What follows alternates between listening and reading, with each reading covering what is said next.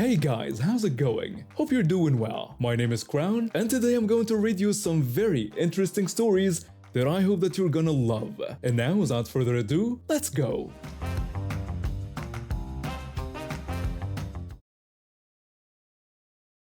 I've been doing martial arts since I was 12. My dad signed me up when some bullies at school gave me a black eye, and he said I needed to learn to defend myself. 20 years later, I've got my black belt and I teach classes at the local community center on weekends. I always tell my students that martial arts isn't about starting fights, it's about protecting yourself and others when you have no other choice. That got put to the test last Tuesday when I went to the grocery store to pick up some things for dinner. It was supposed to be a quick trip. Get in, grab some chicken and vegetables, maybe some ice cream, and get out. Simple enough, right? I was walking down the cereal aisle when I heard it. Blood-curdling screaming. Not the kind of screaming you hear when a kid wants candy. This was pure terror and pain. A woman's voice was screaming for someone to stop and pleading for help. The sound was coming from a few aisles over. I dropped my basket and ran toward the screaming, my heart pounding. When I turned the corner into the canned goods aisle, I saw something that made my blood run cold. A young woman, probably in her 20s, was flat on her back on the floor. She was sobbing and screaming while a kid, maybe 10 years old, was on top of her. He was wearing this creepy clown mask and making these awful growling sounds like some kind of animal. He was yanking on her prosthetic leg, trying to rip it off with everything he had. But what really made me sick was the woman standing over them. She had to be the kid's mother, and she was just watching with this huge, evil grin on her face, like she was enjoying every second of her son torturing this poor girl. My body just moved. I grabbed the kid by his shoulders and pulled him off the woman, shoving him away from her. Then I knelt down next to the girl and told her she was safe now and that I was there to help. The girl was shaking and crying so hard she could barely breathe. I was trying to help her sit up when I heard this screech behind me. The mother was screaming at me, asking if I had just shoved her baby. I turned around and saw her stomping toward me, her face twisted with rage. This woman was completely unhinged. I yelled back at her that, of course, she was his mother and that I wasn't surprised. I asked what the hell she was thinking letting her kid do this awful thing to a disabled girl. I pointed out that she was standing right there cheering him on. She called me a witch and said she was going to put me down for shoving her boy. Then she said something that made my blood boil. She told me that when she was done with me, she would pull out that robot leg herself for her boy to play with as much as he wanted. She wasn't bluffing. This psycho actually started charging at me with her fists raised. I could see in her eyes that she meant every word. Lucky for me, unlucky for her, she had no idea what she was dealing with. When she got close enough and threw her first punch, my training kicked in. I deflected her swing easily and delivered a quick elbow strike to her chin. She dropped like a sack of potatoes. Suddenly, the whole store went dead silent. 1 second there was screaming and chaos. The next second you could hear a pin drop. The woman was out cold on the floor. Then her little monster snapped. He started screaming like a banshee and ran to the nearest shelf. Before I could stop him, he was grabbing milk cartons and hurling them at me as hard as he could. He kept yelling that I had hurt his mommy. I just covered my head and let him throw his tantrum. I wasn't about to fight a 10-year-old, even if he was a little psychopath. Thankfully, the security guard showed up about 30 seconds later and restrained him. The police arrived within minutes. They took statements from me, the injured girl, and about 6 other customers who witnessed the whole thing. The store manager pulled up the security camera footage right away, which showed everything crystal clear. One of the officers told me that based on what they had seen and heard, I had acted in defense of another person. He said they would need me to come to the station tomorrow to file a formal report. I told them absolutely, and that both the girl and I wanted to press charges. The girl's name was Sarah, and she was still pretty shaken up. Her father arrived about an hour later to pick her up. He was this gentle-looking man in his 50s who looked like he was about to cry when he saw his daughter. He thanked me over and over for helping her and said he didn't know what would have happened if I hadn't been there. Sarah told her dad that I had saved her and explained how that kid was trying to take her leg off while his mom just watched. Her father asked if he could take me to dinner that week to show his gratitude. I accepted his invitation because after seeing something that horrible, it felt good to know there were still decent people in the world. The security footage made the case open and shut. The mother got charged with assault, child endangerment, and disability harassment. Turns out this wasn't her first time causing problems either. She had a history of complaints at other stores for letting her kid run wild. The kid got referred to social services for evaluation. From what I heard, they're looking into his home situation pretty seriously. When they interviewed him, he kept talking about how his mom taught him that people with disabilities were broken toys he could play with. I just keep thinking about what my martial arts instructor always told us about how, with great power comes great responsibility. I had the ability to stop something terrible from happening, so I did. That's what anyone should do in that situation. The dinner with Sarah and her father was really nice, by the way. Sarah's studying to be a teacher, and she told me she wants to work with kids who have disabilities. Her father runs a non-profit that provides prosthetics to people who can't afford them. Good people doing good things in the world. I'll update this post if anything else happens with the legal case. For now, I'm just glad that girl is okay and that mother learned there are results for raising a little monster. So this happened about 3 years ago when I was working part-time at this specialty store that imported Japanese stuff. I'm talking toys, gadgets, electronics, all that cool stuff from Japan. Most of it was reasonably priced, but sometimes we get these really high-end items that cost us a fortune to import, so we had to mark them up pretty steep to break even. I was 19 at the time, halfway through my second year of college studying art with a focus on animation and cartoons. This job was perfect for me because I got to see all these amazing collectibles and figurines that inspired my work. Plus, my boss was pretty cool about me sketching during slow periods, when I helped customers when they came in. I'd been working there for about 8 months when this incident happened. The store had this reputation for carrying authentic, high-quality Japanese imports, which meant we attracted serious collectors, but also attracted people who thought everything should be cheap just because it was a toy store. That Tuesday afternoon started like any other. I was behind the register working on some character sketches for my animation class portfolio. The store was pretty quiet, which wasn't unusual for a weekday. I had my sketchbook out and was designing this robot character when I heard the door chime. In walked this woman who looked like she'd rather be anywhere else. She had this entitled posture, you know, like she owned the place. Behind her was this kid, maybe 12 or 13, wearing an anime shirt and practically vibrating with excitement when he looked around at all our displays. I didn't think much of it at first. We got all types in our store. But then I heard the kid start getting excited about something in our display case. The kid spotted the limited edition unicorn model with the special coating and started begging his mom to look at it. He was pointing at our display case in the back where we kept the premium kits. These weren't your regular plastic model kits you'd find at a toy store. We're talking about seriously detailed, high-end collectibles that cost anywhere from $40 to over $100, depending on the series and rarity. The woman walked over to look and I could see her face change when she spotted the price tags. The kid was practically drooling over this particular kit, a metallic gold unicorn model that was honestly pretty spectacular. It had this special coating that made it look almost like real metal. They spent about 10 minutes back there arguing.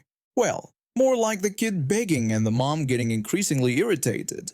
Finally, they grabbed the box and came up to my register. The woman greeted me and told me she wanted to purchase the toy. I looked at the box and nodded. It was definitely one of our nicer pieces. I told her I'd scan it for her. I ran the barcode under the scanner and immediately knew something was wrong. The screen showed $15, but I knew for a fact this particular kit retailed for $40. Someone had obviously switched the price stickers. I apologized and explained that there seemed to be an issue with the pricing on the item. She asked what kind of issue, mentioning it was her son's birthday and she didn't want any complications. I explained that the barcode was showing $15, but this model actually retailed for $40. Someone must have switched the price tags. She argued that if it was scanning for $15, that's what she should pay. She insisted it was just a plastic toy and asked how much it really could be worth. I told her I understood her frustration, but I couldn't sell it to her for the wrong price. I explained that I'd get fired, and honestly, she could get in trouble too when my manager reviewed the transactions. That's when the kid started whining again.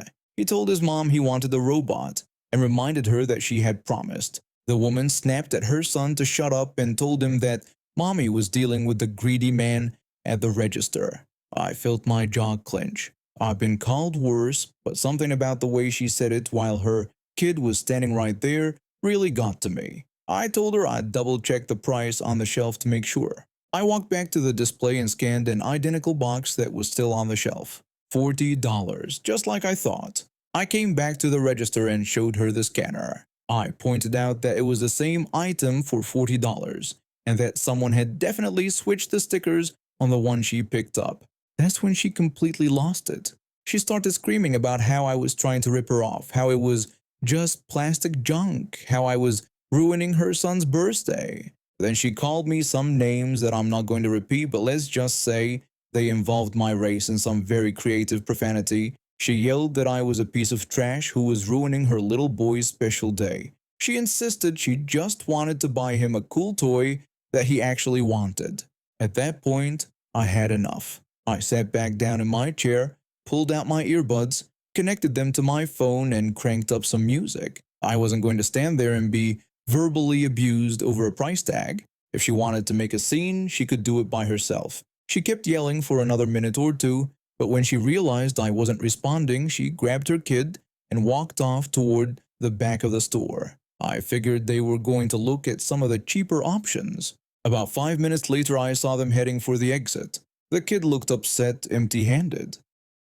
I almost felt bad for him until I remembered how his mom had treated me. But then the security alarm went off. You know that loud beeping sound that happens when someone tries to leave with something that hasn't been properly deactivated? Yeah, that was going off like crazy. I looked up to see both of them frozen in the doorway. My manager came running from the back office where he'd been doing inventory. He asked them to step back inside the store. The woman protested that this was ridiculous and insisted they hadn't bought anything.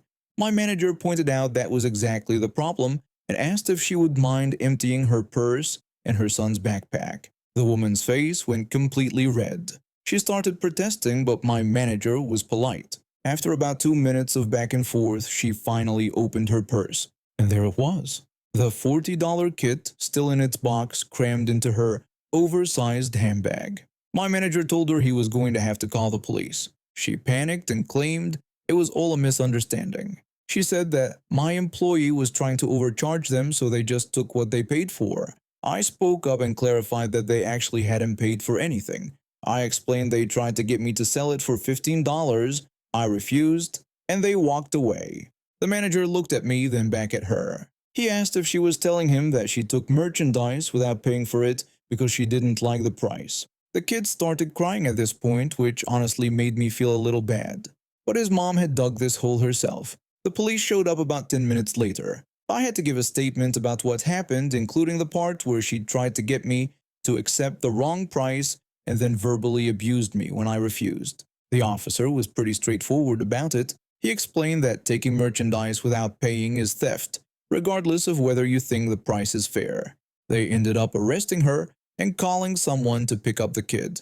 Before they left, the cop asked my manager if he wanted to press charges and if they should be banned from the store. My manager didn't hesitate and said absolutely on both counts. I never saw them again after that day. She ended up pleading guilty to shoplifting and had to pay a fine plus court costs. Probably ended up costing her way more than the $40 she was so upset about. The funny thing is, about a week later, a regular customer told me he'd seen the whole thing on the local news website's police blotter section. Apparently, someone had sent in the story and it got picked up because of how ridiculous it was. The headline was something like "Local woman arrested for stealing toy robot after complaining about price." I kept that job for another year and a half until I graduated. Never had another incident quite like that one, though we did get our share of difficult customers. My manager always backed me up when people tried to pull stuff like that, which made the job a lot more bearable. My husband and I have been friends with two other families for about 5 years now. We usually rotate hosting duties for holidays and special occasions.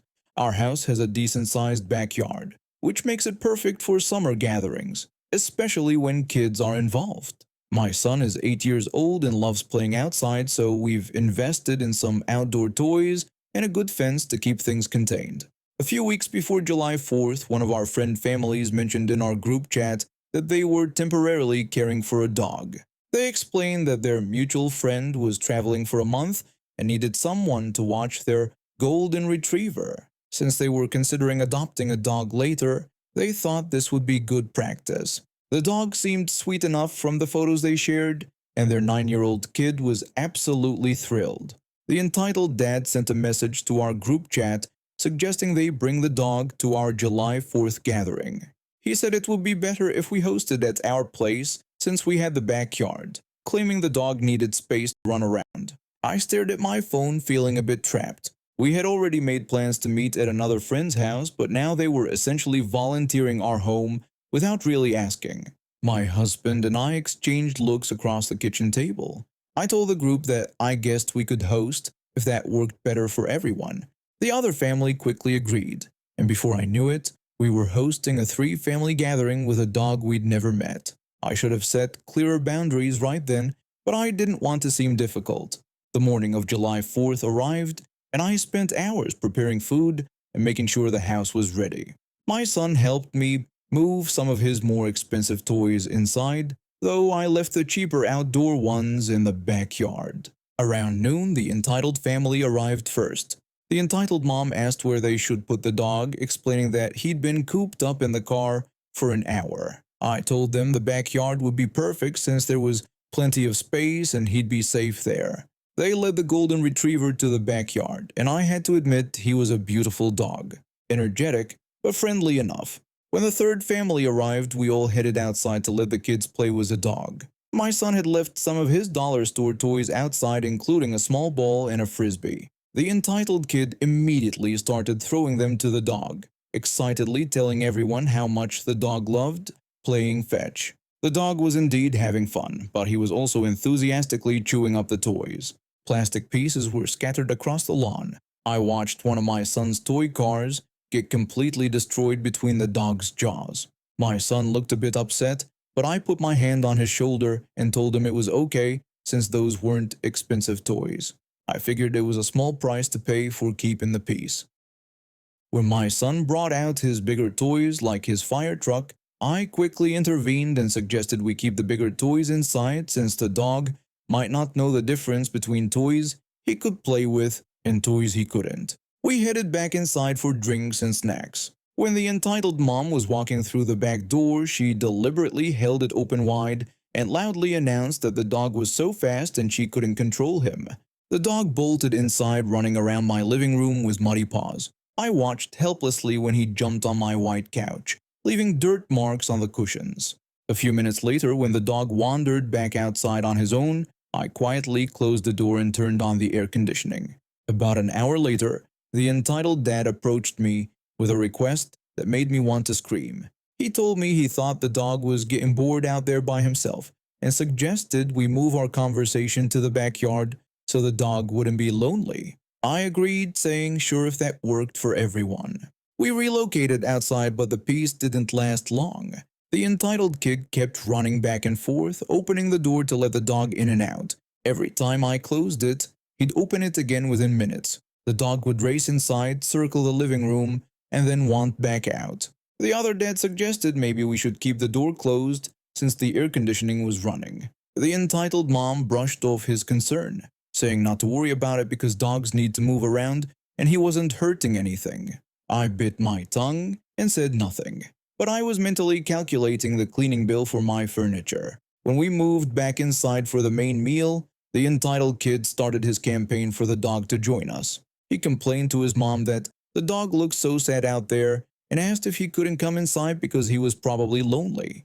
His mom told him to finish his food first and then she'd see. I tried to say that I'd actually prefer if the dog stayed outside during dinner since we had a lot of food out, but the entitled mom interrupted me and assured everyone that the dog was very well behaved and wouldn't beg or anything. When the kid finished eating, she opened the door again. The dog immediately made himself at home, jumping onto my couch and sprawling across the cushions like he owned the place. I watched in horror when his muddy paws left marks on my throw pillows. At this point, I had completely given up. I kept checking the clock, hoping they would leave soon. My husband caught my eye and shrugged helplessly. We were both too polite to say anything, but the frustration was building. The other, non-entitled dad, went outside to grab something from his car. The entitled mom, apparently thinking this was a great opportunity, opened the front door and cheerfully told the dog to come check out the front yard. She let the dog run into our front yard completely unleashed. I rushed to the window and watched in growing alarm when the dog spotted a pedestrian walking his own leashed dog down the sidewalk. The golden retriever immediately started barking aggressively and running toward the other dog. The pedestrian, clearly terrified for his pet's safety, began shouting at the entitled mom to get her dog and control her animal. He angrily asked what was wrong with her. The entitled mom stood frozen on my front porch, making no move to retrieve the dog.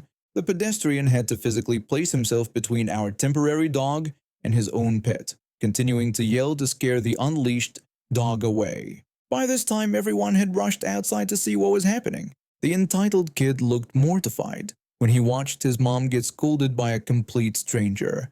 The pedestrian angrily told her she needed to keep that dog on a leash and that this was completely irresponsible. Finally, the entitled dad managed to call the dog back. The pedestrian walked away, shaking his head. The entitled mom's face was bright red with embarrassment.